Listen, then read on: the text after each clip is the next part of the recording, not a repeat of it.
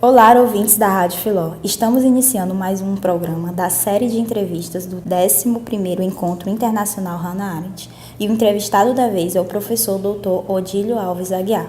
O professor possui graduação em Filosofia pela Universidade Estadual do Ceará, mestrado em Filosofia pela Universidade Federal de Minas Gerais e doutorado em Filosofia pela Universidade de São Paulo. Ele atualmente é professor efetivo da Universidade Federal do Ceará.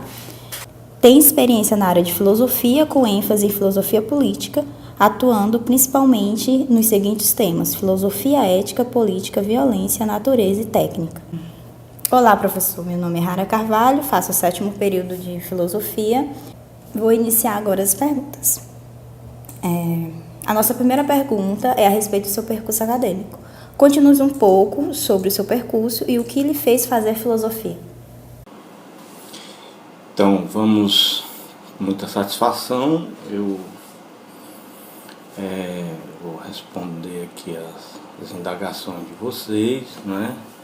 E, então, respondendo a primeira questão, sobre o meu percurso acadêmico, né? Meu interesse por filosofia, na verdade, desde os 10 anos, eu, por conta da influência da minha professora da 4ª série primária, né, eu comecei a despertar, a ter interesse pelos estudos, né? Era um moleque brincalhão, gostava muito da rua, de jogar bola, enfim, mas na 4ª série comecei a despertar para os estudos e fui indo bem, né? No 2º grau houve a oportunidade de começar a filosofia e fiz filosofia, iniciei já por conta desse interesse pelos estudos. No 2º grau me interessei muito por literatura, não é? E por idioma. Na verdade, eu pensei que eu fosse ser professor de idioma. Eu tinha muito interesse, eu gostava muito de estudar idioma. Ganhei bolsa, exatamente começando a filosofia, eu ganhei uma bolsa para estudar inglês no Instituto Brasil, nos Estados Unidos, uma bolsa integral. Isso me propiciou que eu fizesse um bom curso de inglês, né? Ao mesmo tempo, tinha uma professora de francês maravilhosa, uma francesa, a Serre Parisot, né? Foi minha professora de francês durante a graduação, né? Também não era no curso de graduação, eram aulas particulares. E em seguida o italiano, fiz um pouco de alemão, me distanciei exatamente quando fui fazer o mestrado. Só que no final da minha graduação em filosofia, eu tinha um colega, muito meu amigo, que fazia filosofia comigo, e ele, diante das dificuldades de trabalho, né, aqui, e ele me convidou de ter uma oportunidade para a gente ir para a Austrália. O governo australiano está dando bolsa não, emprego, e custeia todas as passagens, etc. E lá garante o emprego, é uma coisa de garantia de governo. Isso em 1985, né? No final da minha graduação, filosofia. E eu estava preparando essa papelada e namorava uma menina que já era professora de filosofia, e ela me convidou para ir me inscrever no mestrado em Minas Gerais. E eu quem sabe, né? Me inscrevi. Durante a graduação eu era muito quietão na minha, mas sempre gostava de estudar. Não era de participar muito, né, mas gostava muito de estudar e escrever. E, para minha surpresa, eu me submeti, não é, ao mestrado em Belo Horizonte, na UFMG, e obtive o 3º lugar. Então, isso me favoreceu para que eu ganhasse a bolsa, né? E assim fazendo, me mandei para Belo, né? E fui estudar, morar com a minha namorada na época e moramos juntos. Depois ficamos juntos por muitos anos, tivemos até um filho, né? E logo em seguida, assim, eu nem tinha terminado meu mestrado, já surgiu uma oportunidade de concurso na UFC, na Universidade Federal do Ceará, e eu me submeti ao concurso uma vez, não deu certo, fiquei acho que em quarto lugar. Depois, numa outra vez, fiquei em terceiro, e quando eu estava perto de concluir o mestrado, ainda não havia nem concluído o mestrado, surgiu uma nova oportunidade e eu passei para ser professor, né? E pronto, a partir daí meu gosto pela filosofia, que tinha um lado profissional, né? Um lado pessoal, de curiosidade, né? etc., foi conjugado com a dimensão profissional. E tem sido assim, né? Desde lá gosto, aprendi a gostar de dar aula. O meu interesse por idioma me ajudou muito na filosofia, né?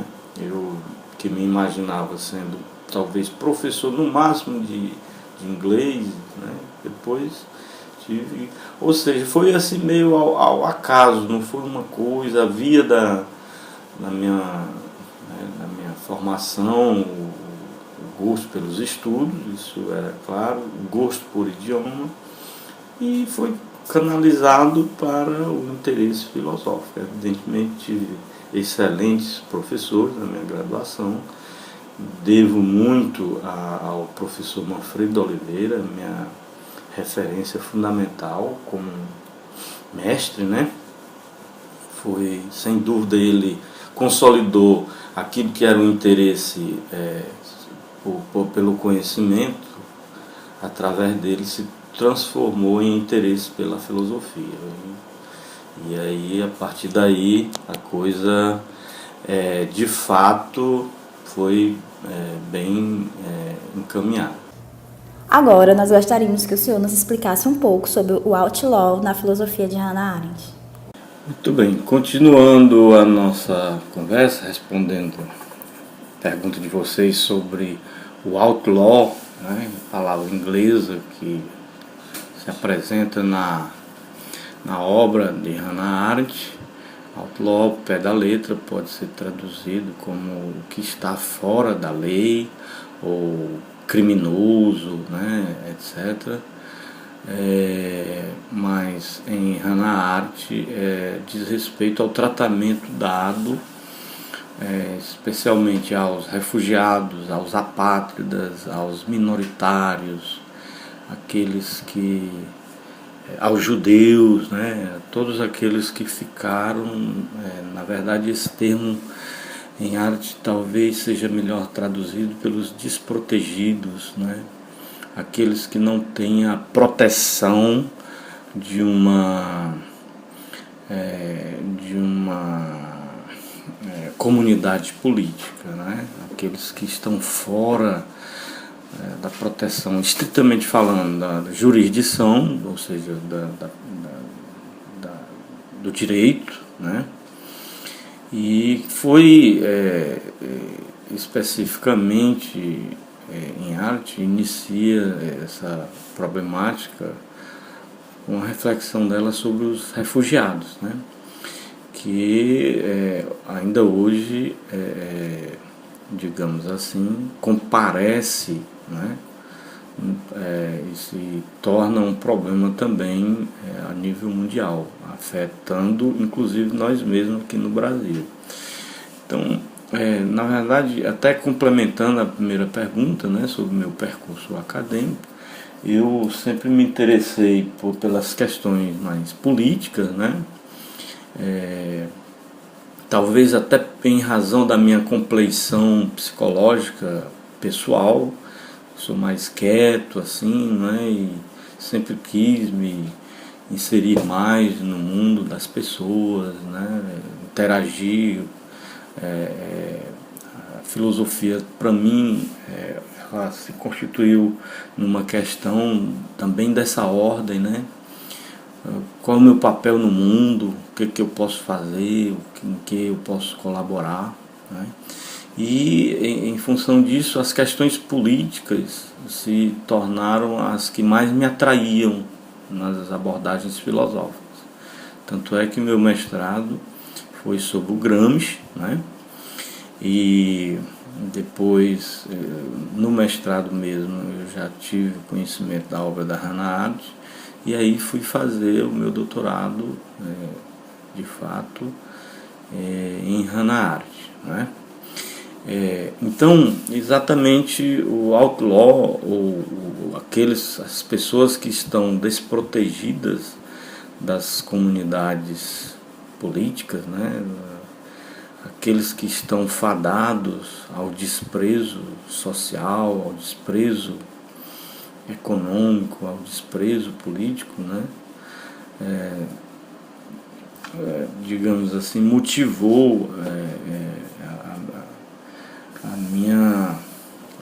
o meu interesse, né, pelas questões políticas. E em Hannah Arendt, essa figura é o outlaw, que é para ela a tradução do refugiado, né? A situação do refugiado que vem desde a Primeira Guerra em face da desintegração do Império Russo, do Império Austro-Húngaro, do Império Turco, né? O Império Otomano, que ao se desintegrar gerou uma enormidade de pessoas sem pertença estatal. E além disso, a figura do judeu, que foi também transformado em refugiado dentro do seu próprio país, né? No caso aí o judeu alemão específico, que é Hannah Arendt está refletindo, mas não só ele, né? Toda a comunidade judaica europeia de repente se viu sem nenhuma proteção, sem nenhum olhar protetor do ponto de vista da lei, do ponto de vista do direito. E e toda essa questão do refugiado, que inclusive nos afeta ainda hoje, para Hannah Arendt está na origem da experiência totalitária. Experiência essa que se inicia exatamente como uma tentativa de dar uma solução à questão dos refugiados, uma solução profundamente desumana, né? Profundamente criminosa, profundamente assassina, que foi o extermínio. Então, na verdade, Hannah Arendt diz que os outlaws sempre existiram, né? As tradições aí dos deportados, os exilados, os ostracizados, né? Na tradição grega, nos romanos, mas todos esses que eram postos fora da lei, eles tinham um lugar ainda para ir, tinham um lugar na terra, digamos assim. A grande novidade do outlaw contemporâneo vai ser exatamente essa dificuldade, não é, que esse novo outlaw, o outlaw contemporâneo, o refugiado contemporâneo, ele é indeportável, ele não tem para onde ir. E o caminho e a solução que acharam para ele foi o campo de concentração e extermínio. Essa é a grande novidade, mas isso dá um indicativo para a gente, a partir da Hannah Arendt, pensar quais são as soluções que estão sendo pensadas hoje, né, para as pessoas. Né, o problema do refugiado tem só aumentado, né, é enorme o número de refugiados no mundo, mais de 60 milhões, e não tem solução. São pessoas que estão aí à mercê da caridade, não é? Da humanidade, ou muitos deles são postos em condições profundamente degradantes e complicadas, ou seja, de alguma forma é como se essa solução pelo extermínio ainda tem, de alguma forma, de algum modo, né, permanecido no nosso meio. Né? Professor, você poderia nos explicar como a lei se distancia da pluralidade e como Hannah Arendt aborda este tema? Muito bem, espero que vocês estejam entendendo, né? Está sendo muito proveitoso para mim essa entrevista, prazer enorme, gosto muito de todos vocês da Universidade Federal do Piauí, tenho grandes amigos aí, professores, né? Satisfação imensa. Sobre a relação entre lei e pluralidade, né, em Hannah Arendt, a questão se apresenta para ela em função exatamente da situação contemporânea, né, do outlaw. Essa dificuldade das comunidades políticas, né, de permitirem a existência cidadã, né, de setores enormes da população. Né? Então, Arendt, na verdade, vai verificar uma tendência muito grande no Ocidente, na tradição ocidental, né? Ao abordar a política, né? Sempre o fez de alguma forma marcado, essa abordagem foi marcada por pelo prisma da unidade, da homogeneidade, né? E isso ela, digamos assim, detecta a partir do peso enorme para a tradição filosófica do conceito de natureza humana. Né? O conceito de natureza humana, na forma como foi abordado pela tradição, tendeu e tende a conduzir a uma espécie de unidade da população, das pessoas, a uma homogeneidade do corpo político, né? O corpo político pensado como algo homogêneo, como algo unitário. Isso tem uma repercussão mais ainda severa e danina, né? E danosa, melhor dizendo, com o surgimento do Estado-nação, porque o Estado-nação exatamente identificou essa ideia de um corpo político homogêneo, de um corpo político relacionado à preponderância ou hegemonia de uma nação, de uma etnia. Né? Isso aí demarca, né, e presentifica na modernidade e na contemporaneidade essa tendência ocidental a pensar a política na chave da unidade e na chave da homogeneidade. Hannah Arendt vai tentar pensar a lei e a comunidade política não nessa chave, né, unitária, homogênea, mas na chave da pluralidade, porque a pluralidade para ela é a condição humana fundamental.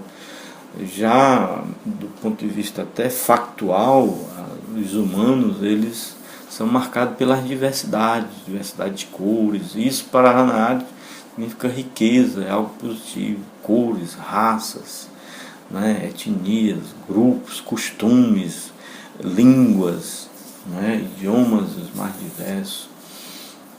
Então, a lei para ela, tem que acolher essa dimensão, né? E não forjar a homogeneidade, forjar um corpo político unitário. Quer dizer, para a arte o grande desafio é como pensar um corpo político de iguais, mas essa igualdade ela é política, ela não é étnica, ela não é natural, ela não é substancial. É uma igualdade que se realiza exatamente através da garantia da participação, da pertença do corpo político, dos cidadãos, apesar da proveniência, né? Sem ligar essa participação a uma proveniência étnica, linguística, nacional, de nação, etc. A arte, a grande batalha dela é exatamente pensar, manter essa pluralidade no âmago do corpo político, sustentar essa pluralidade, né, na igualdade política. Professor, é uma pergunta simples, não sei se a resposta é. O que é poder em Hannah Arendt? Olha, realmente parabéns pelas perguntas, no nível das questões que vocês estão pondo, são um nível muito bom, não é? Dá material aqui para a gente conversar mais de um dia, viu? Na verdade, contempla toda essas questões, né? Contempla a essência da obra da Hannah Arendt. Então, parabéns a vocês pelas excelentes questões, né, que estão me colocando. Bom, quanto ao tema do poder em Hannah Arendt, né, eu queria apenas frisar que a sua compreensão de poder vai também na contramão da tradição, né? A tradição tende a pensar a tradição distante, mas também a tradição nossa próxima, né? Que pensa o poder em termos de soberania, né? Mas isso é algo que vem da tradição desde Platão, né? A ideia que relaciona poder a domínio, poder a soberania, poder a mando, né? Hannah Arendt vai pensar o poder noutra chave, né? Exatamente uma chave que opõe ou que está, digamos assim, se a gente pensa numa dimensão de um contínuo, né? Que uma régua em que você tem um contínuo que vai dar violência ao poder, digamos assim, nessa régua da reflexão arendtiana, quanto mais você se encaminha para o poder, menos se distancia, mais se distancia da violência, né? Então, é como se a arte faz uma diferença importantíssima, né, na sua reflexão, a diferença entre poder e violência, poder e força, né, poder e domínio. Normalmente quem tem poder, a marca do poder é que ele não pode ser apossado por ninguém, ninguém tem o poder, ninguém detém o poder. O poder ele se realiza exatamente na medida em que as pessoas se encontram, se reúnem, né, agem em conjunto. A característica fundamental da política em Hannah Arendt é que não existe política no isolamento. Se eu estou isolado ou em solidão, o que vai resultar disso aí é impotência, né? A impotência é uma característica das pessoas numa situação de isolamento ou numa situação de solidão, né? E numa situação de isolamento e solidão eu tenho impotência e tenho medo. O que pode vencer o medo, né? O que pode vencer a impotência? Segundo a Hannah Arendt, somente o poder vai surgir, né, na medida em que eu me encontro com os outros. É a companhia dos outros que vão permitir esse salto do medo, esse salto da impotência para digamos, o exercício, né, a habilidade, a capacidade, né, do poder. Poder para a arte é agir em conjunto, né? Eu posso ter força porque tenho um corpo forte, vigoroso, né? Tenho um instrumento, digamos assim, uma arma, isso tudo faz com que eu tenha força, né? E uma das características da força é o uso dos instrumentos. Característico da violência, né, é o uso de instrumentos. O poder não. O poder é aquilo que resulta da conversa, do diálogo, né, do debate, né, do estar com os outros, né. É fantástico, né, essa problematização do poder em Hannah Arendt. O poder é essa capacidade que só surge na medida em que eu estou com os outros, né? Ou seja, eu só tenho potência na presença dos outros, né?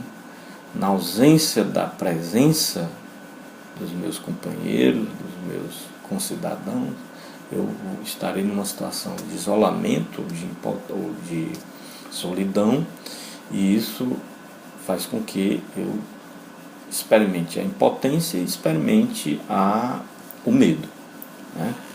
Então, o poder é essa capacidade humana que surge na medida em que os homens se reúnem, debatem, conversam os seus problemas comuns, né?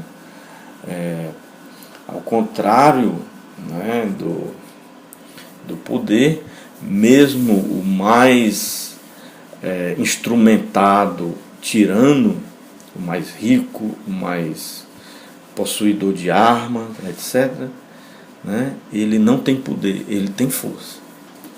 Ele vive no medo, ele vive na impotência, por incrível que pareça. Por quê? Porque ele é aquele que não pode sequer dormir, como diz o Hobbes, né? Porque ele sabe se dormir, ele pode ser morto, né? Por isso que o Hobbes pensou o Leviatã como aquele que não dorme, né? Aquele que está em permanente vigília, porque o poder soberano ele se pauta exatamente na força, no medo,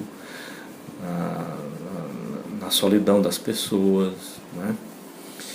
E Hannah Arendt pensa o poder noutra chave, né? na chave da ação em conjunto.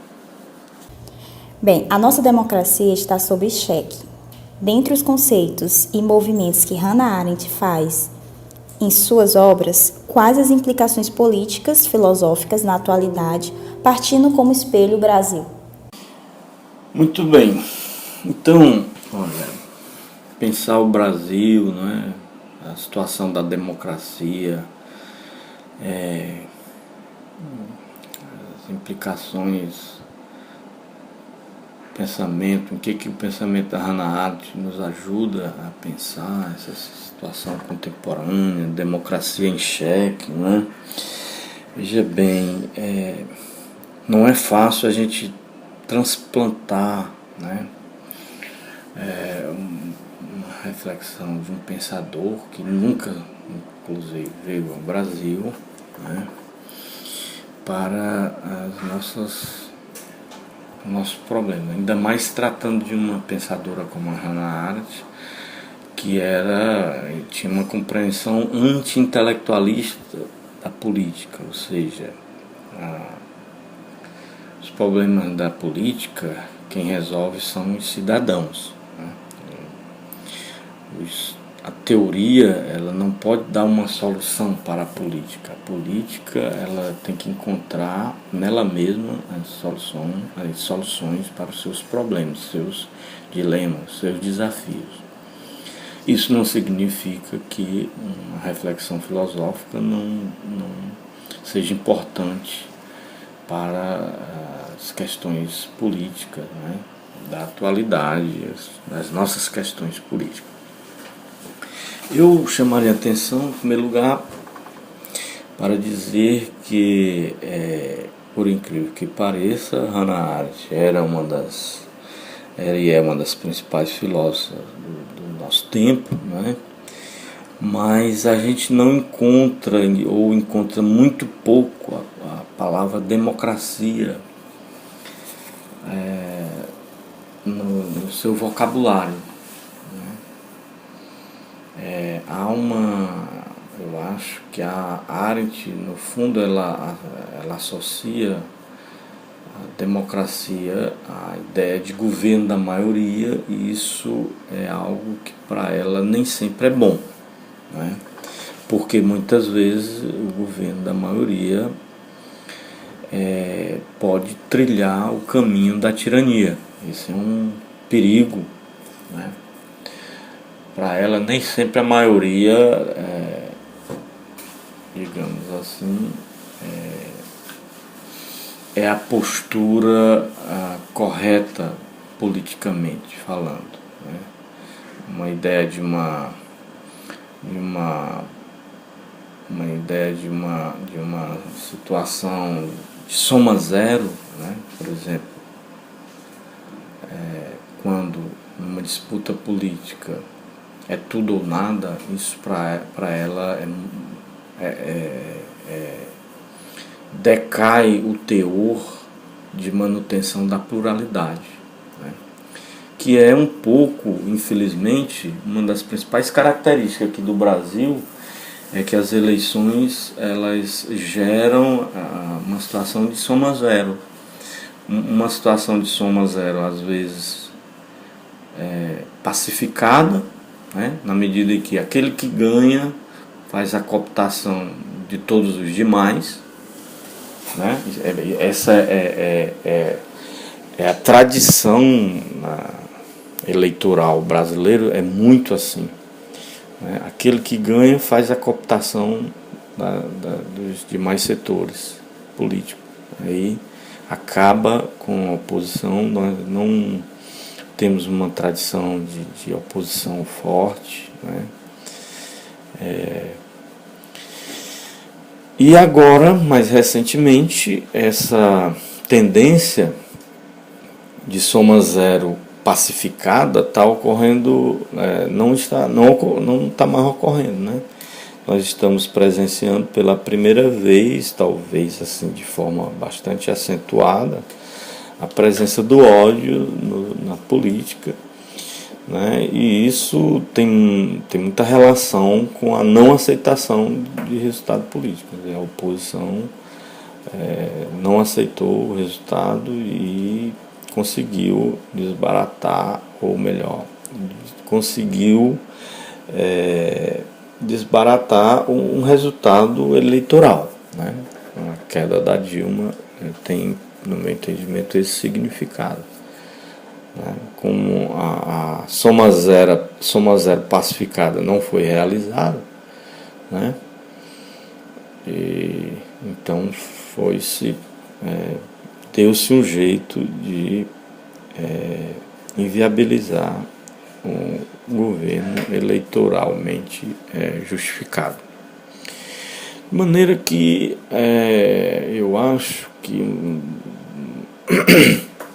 um dos principais benefícios da reflexão arendtiana para a gente pensar as nossas coisas, né? Em primeiro lugar, eu acho, está a ideia de melhorar o espaço público, né? De repensar, na verdade, o nosso espaço público, que é inexistente, né? Revolucionar as pertenças políticas, né? E isso só se faz com a disseminação das possibilidades de poder da comunidade. A violência campeia, a insegurança se alastra, não é? Setores da população são cada vez mais compreendidos como outlaw, como ilegais, não é? Pelo simples fato de existir. Me refiro aos jovens, me refiro aos pretos, me refiro a esses setores da população que estão excluídos da pertença política, da participação política efetiva, não tem poder, né? Então, eu acho que um caminho que se poderia pensar é a renovação dos espaços políticos, sabe? A renovação das comunidades, de experiências comunitárias, de experiências de grupos relacionados ao poder, que encaminhe de alguma forma poder, né? Porque sem que as pessoas se sintam com capacidade de participação efetiva, ou seja, como detentoras reais de poder, né, a política ela se torna insignificante, né? Se torna o que tem ocorrido no Brasil, mera administração da caridade, mera administração do social, e isso não tem favorecido, digamos, o melhoramento, né, a qualidade da política brasileira. Isso é algo muito difícil de ser realizado, mas penso que essa é o caminho, né, que a gente vai ter que trilhar se de fato quisermos resolver o problema da violência, o problema social, né, e a indiferença política, né? É criar fóruns, criar espaços, né, renovar o espaço público brasileiro, tão degradado, tão promíscuo, né, tão submisso à lógica dos poderosos, tão submisso à lógica dos interesses das grandes corporações, né, das famílias ricas, e enquanto isso há setores enormes da população se tornam impotentes, e quando a pessoa, um dos caminhos do impotente é o grito, é a violência, né? Quando a pessoa não tem poder, muitas vezes ele vai apelar para a violência para dizer que ele existe. É um caminho ruim, né? Porque muitas vezes não passa pela organização política das comunidades, né? Por que muitas vezes o jovem vai para a violência, né? Porque é onde ele vai encontrar elo, é onde ele vai encontrar pertença. Se o Brasil não permite a pertença política, né, não permite o poder das pessoas, que as pessoas sejam detentoras, possam discutir e deliberar de fato sobre os seus problemas, elas vão trilhar caminhos para suprir, digamos assim, essa demanda identitária, cujo o trilho, não é, apropriado é a comunidade política, é a pertença política. Bem, professor, chegamos à nossa última pergunta. Para uma reflexão mais ampla, é possível entender uma banalidade do mal coletiva? Muito bem. Vamos então pensar aqui a questão da banalidade do mal, né? É possível pensar a banalidade do mal coletiva, né? Veja bem, o termo banalidade do mal foi cunhado, né? Foi criado pela Hannah Arendt, faz parte do seu cabedal categorial reflexivo. É um termo, assim, gerou muitas polêmicas, mas no meu entendimento ele demarca um pouco a diferença do que a gente chama de mal radical, que é a compreensão do mal na tradição. A tradição enraiza o mal, né? Nos afetos, na falta, na dimensão material, né? Como se o mal fosse uma proveniência causada, né, pelo instinto. A arte vai pensar, digamos, ela percebe que há nos crimes cometidos no século XX, há aquilo que ela chama crimes banais, ou a banalidade do mal. São crimes que foram feitos sem esse enraizamento no instinto, nas paixões, na ambição, no ódio, nos vícios, né, que são o lugar tradicional onde se enraiza o mal. A banalidade do mal é uma prática do mal sem exatamente esse enraizamento. Isso é interessante para não confundirmos, como muita gente confunde, que a arte está falando que o mal está banal, a violência está banal, qualquer coisinha aí as pessoas estão matando, né? A banalidade do mal não é por isso, não é porque há essa espécie de espraiamento de atos por vezes violentos, né? Pode até que cheguemos a alcançar de alguma forma esse tipo de espraiamento da violência, mas conceitualmente falando, a banalidade do mal é aquele mal que é praticado burocraticamente. O mal banal, exemplarmente falando, na linha de Arendt, ele é praticado pelos normais, né? De alguma forma a tradição relaciona o mal aos anormais, né?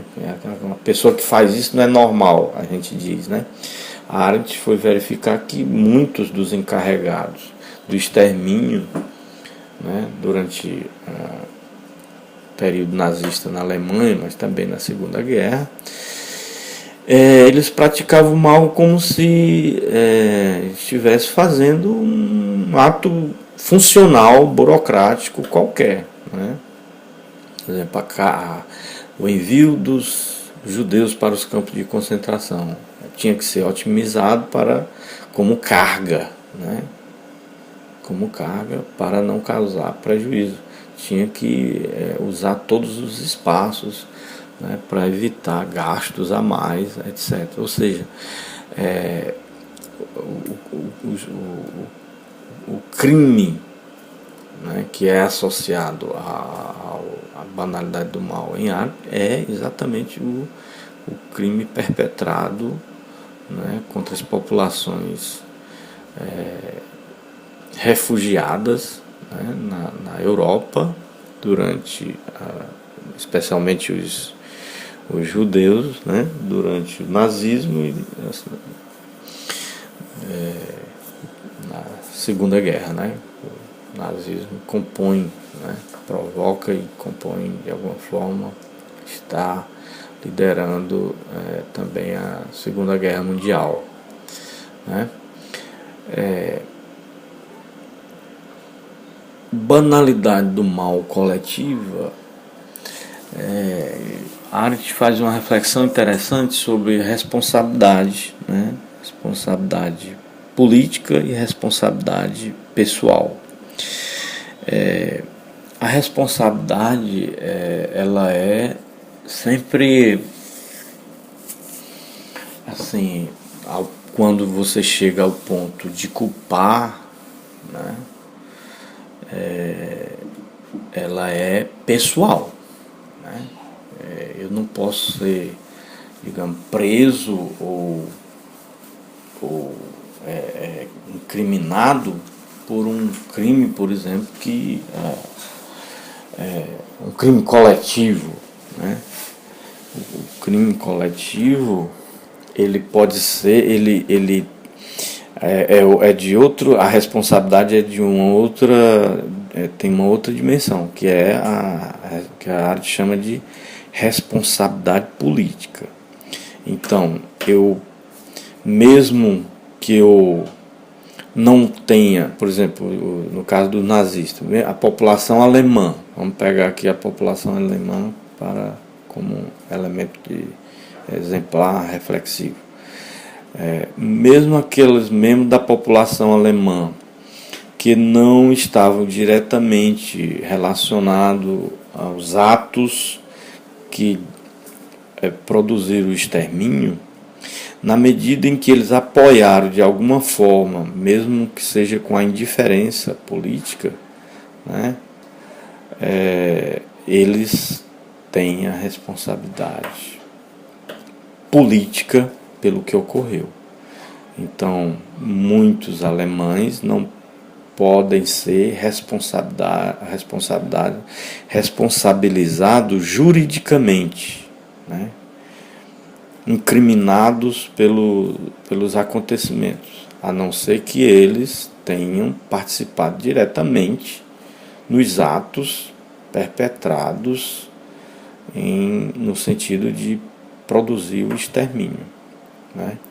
Mas mesmo que não estivessem diretamente ligados a esses atos, né? Como foi o Eichmann, né? O Eichmann queria dizer que ele só fez a função dele, mas ele estava diretamente atuando no sentido do extermínio do povo judeu e de outros povos, de outros grupos, né? Então, por isso que ele foi condenado à morte, né? Foi condenado à morte. Mas a parte da população que ficou ou indiferente ou apoiou assim, sem, digamos, sujar as mãos diretamente, mas indiretamente apoiava, quer dizer, isso aí implica numa responsabilização, né? Responsabilidade política. Então,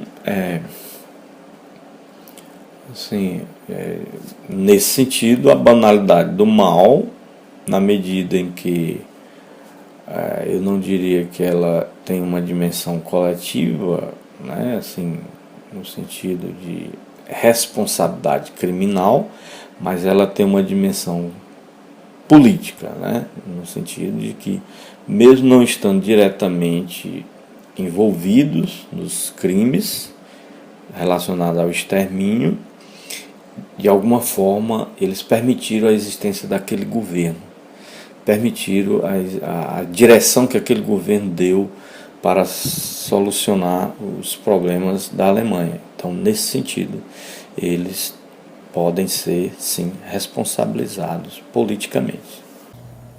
Obrigada, professor, pela entrevista, por ter respondido nossas perguntas. Gostaríamos de agradecer a sua presença e o tempo dedicado a nós e à Rádio Filó.